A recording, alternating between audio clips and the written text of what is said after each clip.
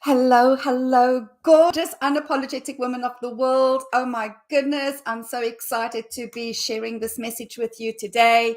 If you don't know me, welcome, welcome, welcome. My name is Elnaj, and I am the founder of the Unapologetic Women Global Rempowerment Human Dynasty. I love the richness of words and what it really contains, which for the most part people are missing out on because they're so busy scurrying through life and not really paying attention to the vibrations of everything that is being shared with us. And once you start tapping into the vibrations, life really changes. So if you are new to my world, then please say in the comments who you are and where you are dialing in from. It's always such a great privilege for me to meet new people all around the globe. What a magnificent time to be alive in. How amazing to just feel into what is available to us at this time as women, as men, as human beings.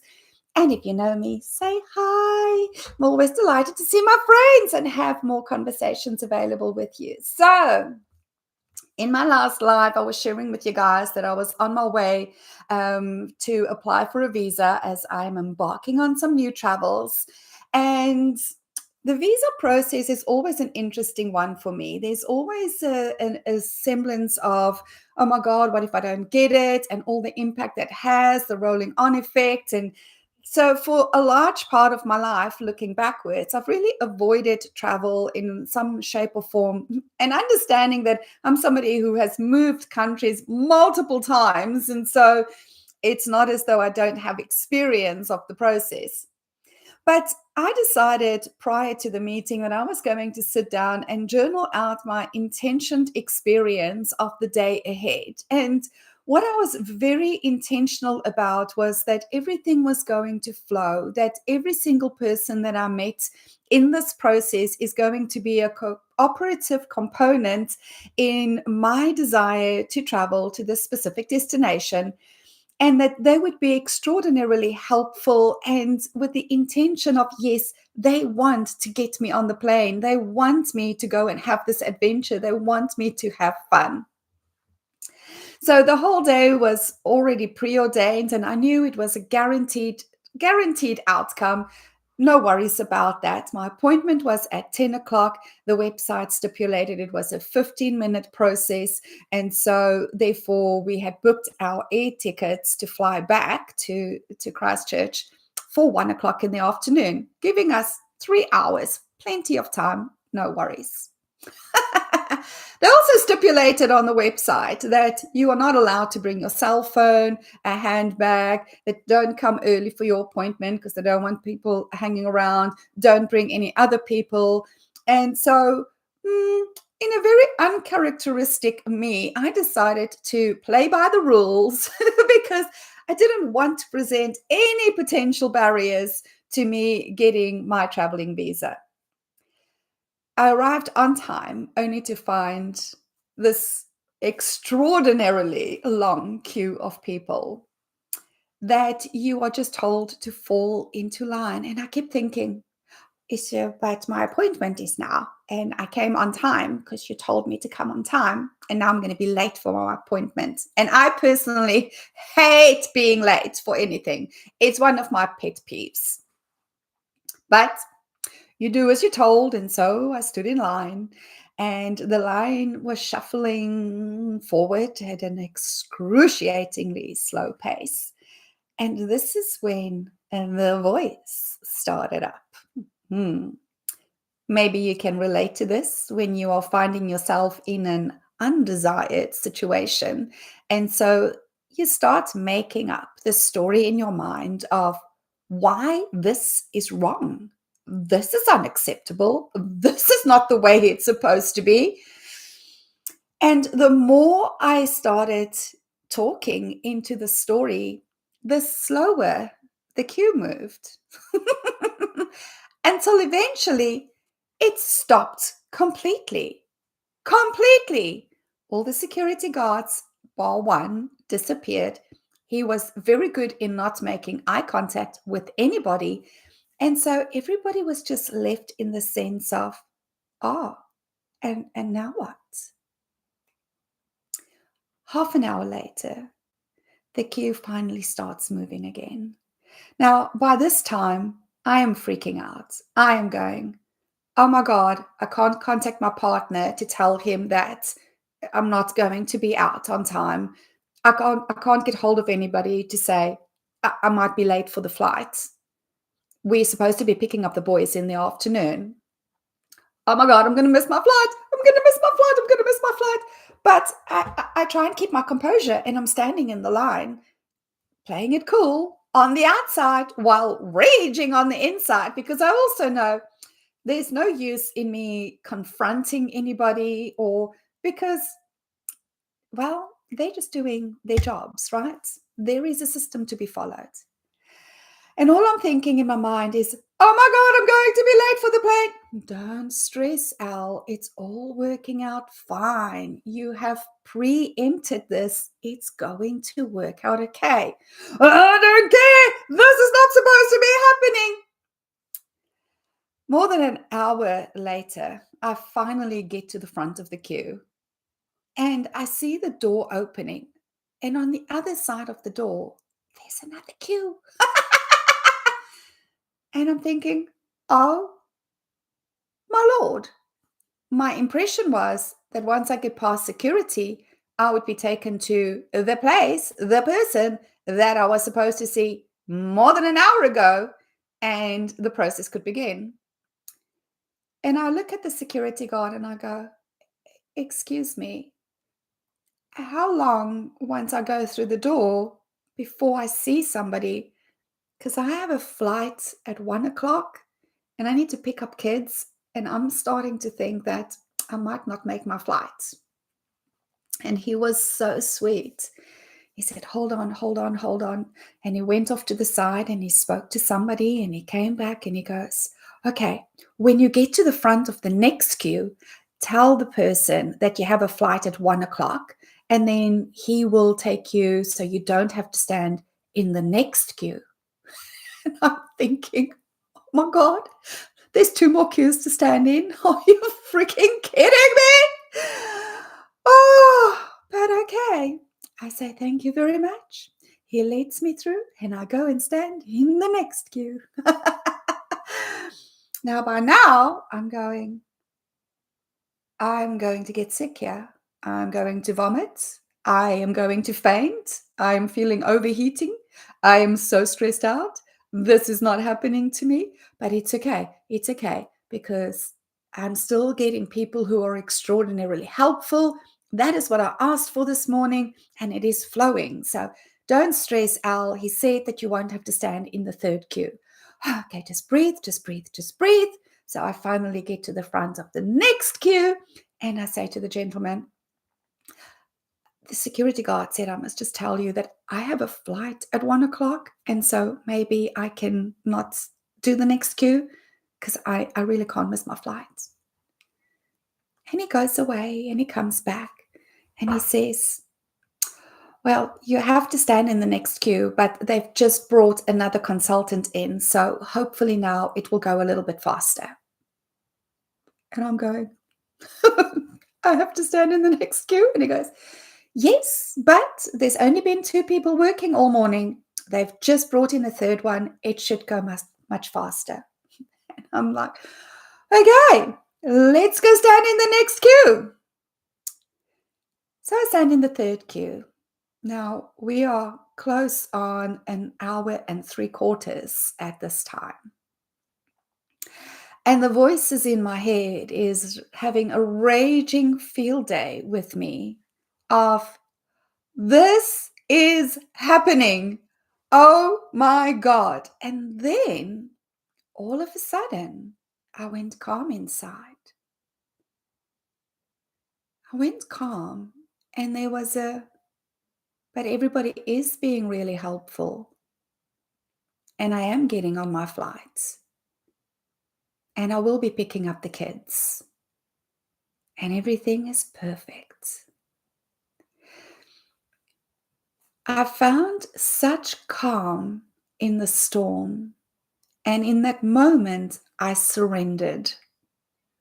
In that moment, I just went, all right, everything's working out for me. I know that I am going on this trip, and I know that I'm getting on my flight. I don't know how, because at the rate that this is moving, it does not seem likely at all, but I trust. I became the observer of me as the observer of my mind. And I was intrigued by how I had allowed my mind to take what was happening on the outside and create a narrative that was clearly creating a lot of stress inside of me. I was the observer as the observer of my mental game. And in that moment, I also realized that I could have had the opportunity to meet some amazing people around me, have some stimulating conversations, but instead I chose to focus on the story in my head. Do you ever do this? Do you ever get so caught up in the environment that you're finding yourself in that your story, your mental story, your mind story is just feeding into the negativity of the environment and being fed by that? Because we get to interpret everything that's happening through our minds, through our choice of interpretation, and thereby creating our experience in the moment, which up to that exact instant of surrender was a very anxious filled experience. And as I stood in complete surrender, the line started to flow. It just started to move a little faster. And I was intrigued to see how long people were being interviewed and the process that it took them.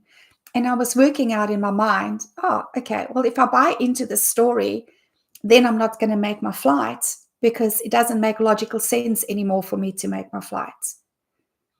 And yet, all of a sudden, I was at the front of the queue. And I watched the two people on the three people in front of me and the process that they were going through. And as I kept looking, I go, oh, I would love that lady. Because her queue seemed to be working a little faster than the others.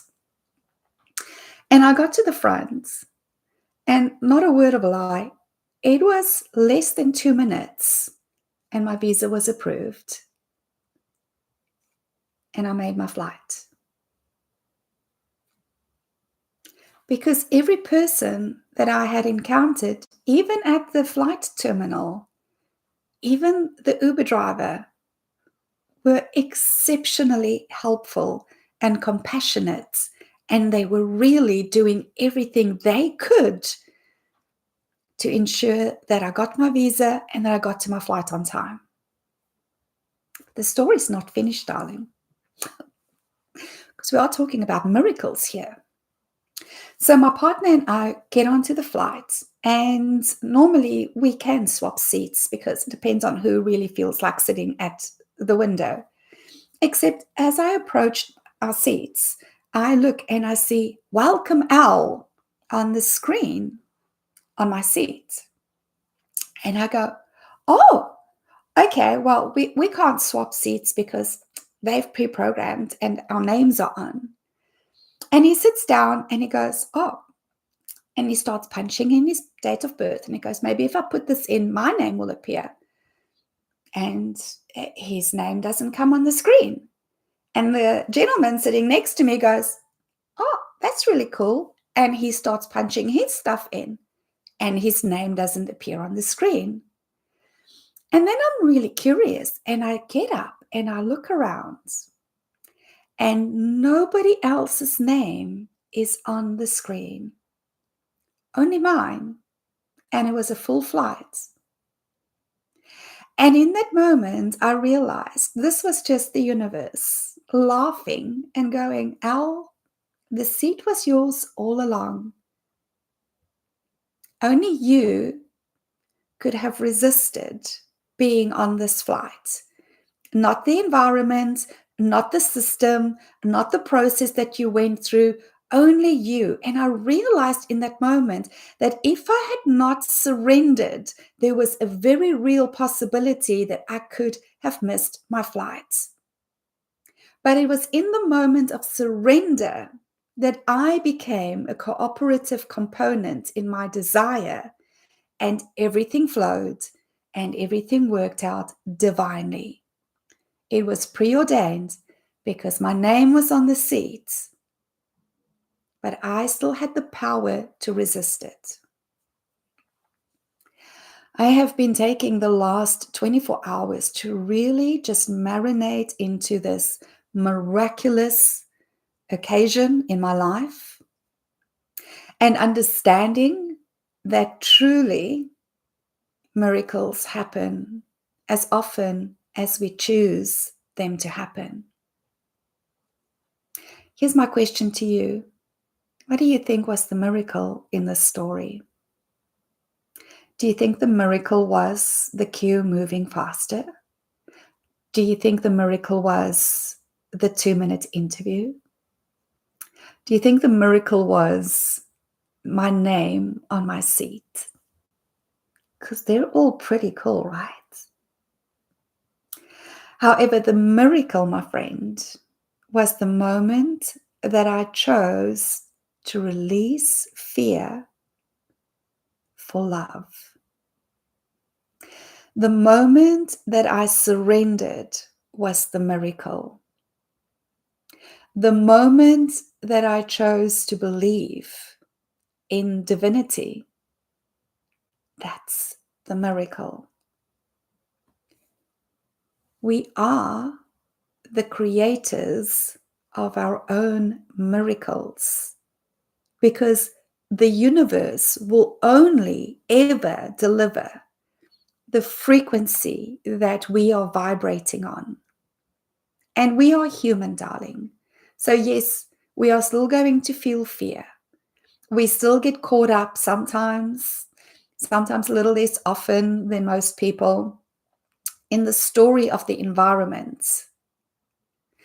But at any given moment, you can create a miracle by just stopping and surrendering, releasing the fear for the faith of divine love and the understanding that everything is working out for you. Where will you create miracles today? I invite you to really ponder this and to become more aware of yourself in everyday life and your capacity, your ability to create miracles by choosing love over fear. It's a wonderful time to be alive, my friend. It truly is. It's a time of consciousness evolution. It's a time of greater remembrance than ever before. It's a time of reclamation more than ever before.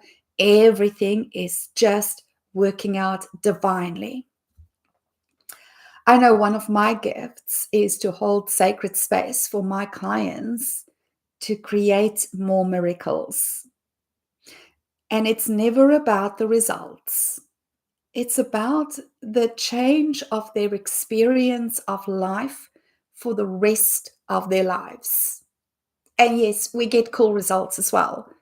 But I don't work for results. I don't work towards goals.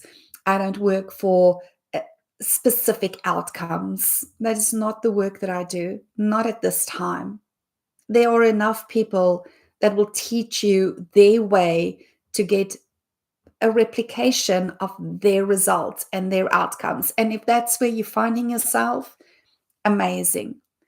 But if you are a woman and you're finding yourself in a space of you seek fulfillment, you seek self-actualization, you seek to be the conscious miracle maker, then I invite you to book a consultation with me so that we can see if and how we can partner together in your personal self-reclamation and self-remembrance, because God knows the world needs more women to live their legacies, unleashed, unlimited, and unapologetic at this time.